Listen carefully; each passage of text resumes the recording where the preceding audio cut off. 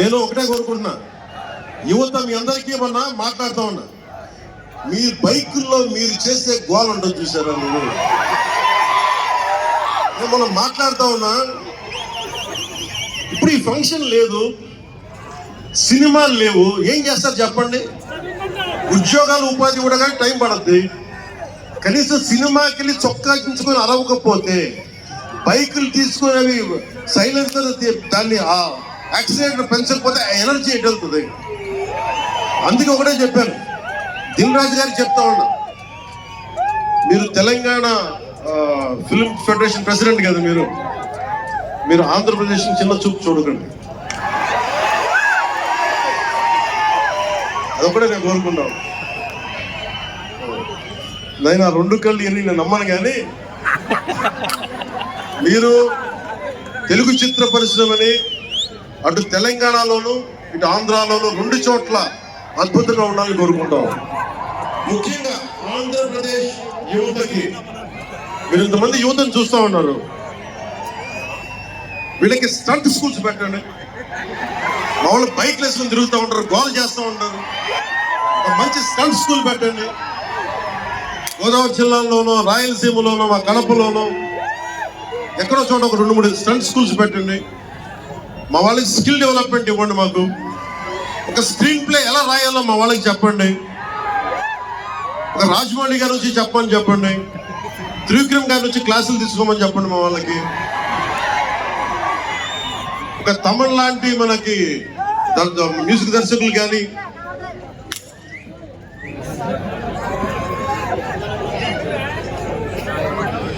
కీరవాణి గారు కానీ, అలాంటి వాళ్ళందరికీ వచ్చి వాళ్ళ స్కిల్ డెవలప్మెంట్ నేర్పించమని చెప్పండి.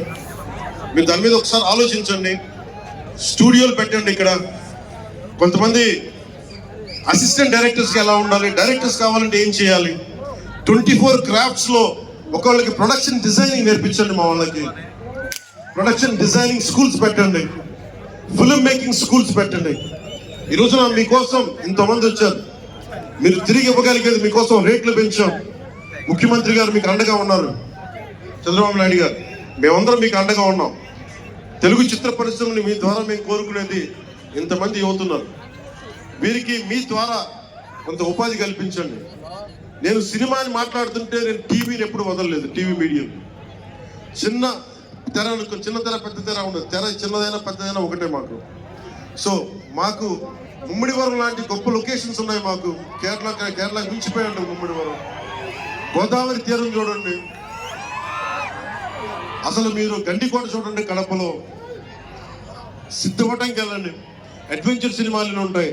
అటు వెళ్తే మీరు పార్వతీపురం వెళ్ళండి, మన్యం ప్రాంతం అద్భుతంగా ఉంటుంది. మీరు లొకేషన్స్ని ఎక్స్ప్లాయిట్ చేయండి. ఇక్కడ అందరికీ మేము సౌకర్యాలు కల్పిస్తాం. మా దుర్గేష్ గారికి కూడా చెప్తా ఉన్నాం, మనకి కూర్చొని ఇక్కడ టూరిజం డెవలప్ చేయాలి. అందుకని మీకు తెలుగు చిత్ర పరిశ్రమకి ఆంధ్రప్రదేశ్ ప్రభుత్వం అండగా ఉంటుందని తెలియజేసుకుంటూ, మీకోసం ఒళ్ళు గుంచి పనిచేస్తుందని తెలియజేసుకుంటూ, మరోమారు మనందరికీ ఇష్టమైన రామ్ చరణ్కి గుండెల నుండి శుభాకాంక్షలు తెలియజేసుకుంటూ, శంకర్ గారికి మరోమారు కృతజ్ఞతలు తెలియజేసుకుంటూ, దిల్ రాజు గారికి ఇద్దరికి అభినందనలు తెలియజేసుకుంటూ, నటీనట వర్గానికి ప్రతి ఒక్కరికి అందరికీ ధన్యవాదాలు తెలియజేసుకుంటూ, మీ అందరూ క్షేమంగా ఇంటికి వెళ్ళండి. ఇంట్లో అమ్మా నాన్నని అడిగానని చెప్పండి. నాకంటే వయసులో పెద్దవారైనా ఎవరన్నా ఉంటే వారికి నా పాదాభివందనాలు తెలియజేయండి. మీరు 2 చేతులెత్తి దండం పెడుతున్నా, క్షేమంగా ఇంటికి వెళ్ళండి.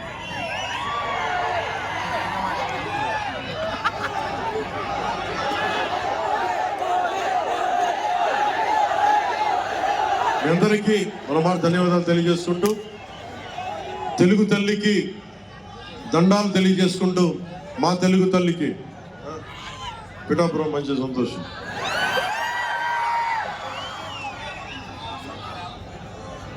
అలాగే మీ అందరికీ ధన్యవాదాలు తెలుపుకుంటూ, ఏ దేశం ఎగినా ఎందుకు కాలిన పొగడరాని తల్లి భూమి భారతం. సభ ఆరంభంలో మాట్లాడలేకపోయాను.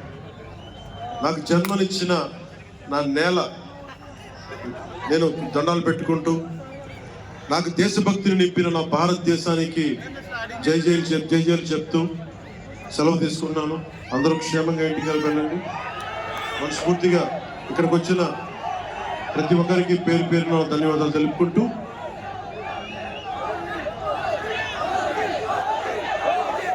జై ఆంధ్ర, జై భారత్, జై హింద్.